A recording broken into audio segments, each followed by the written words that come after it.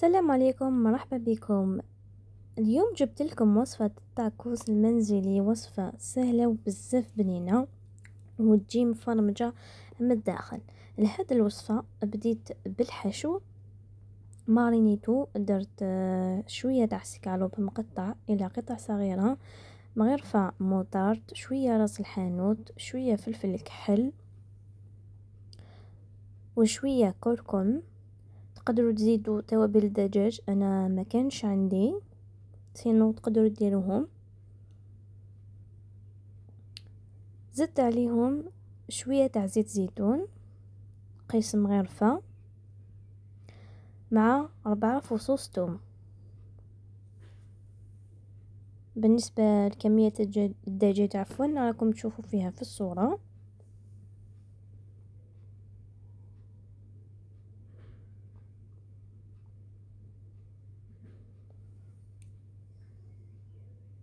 حركتهم المليح،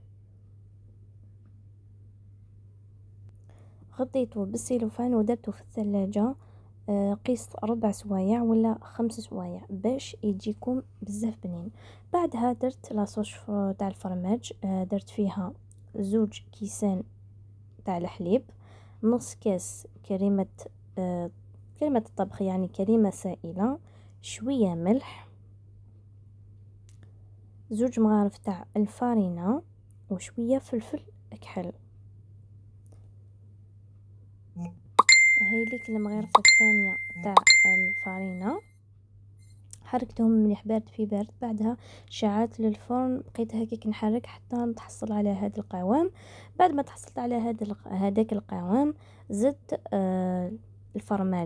فرماج القطع، تقدروا ديروا الفرماج اللي متوفر عندكم.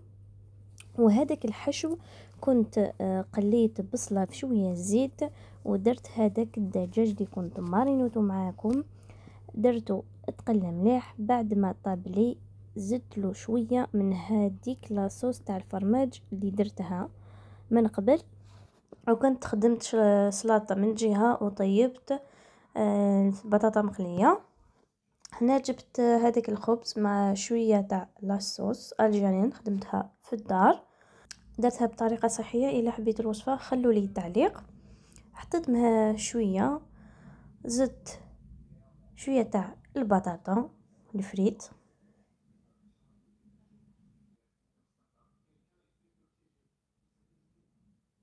شويه صوص فرomاج. قد ما تديروا بزاف قد ما يجيكم مفرمج. درت الحشو هكا كميه مليحه، وزدت تاني شويه تاع لاصوص اللي خدمتها يعني صوص الفرماج، شويه فرماج رابي وشويه تاع شيدار. الفرماج حسب الاختيار تاعكم، تقدروا ما ديروش الفرماج رابي، تقدروا ما ديروش الشيدار، يعني تقدروا تديروا فقط الفرماج اللي درتو اللي طبختو معاكم. غلقته من الجهتين ودرته في مقله يطيب. كي طاب من الجهه التحتانيه قلبته للجهه اللي من الفوق. تقدروا ديروه في لابانينوس، في المقله العاديه، ولا في المقله كيما تاعي اللي عندها خطوط، اللي عندكم اللي متوفر عندكم. وطيبته تاني من لي كوتي، انا نحبه يطيب من كامل الجهات. هنايا كي طاب قسمته معاكم، شوفوا لي كيفاش جا من الداخل، روعه مفرمج وبزاف بنين.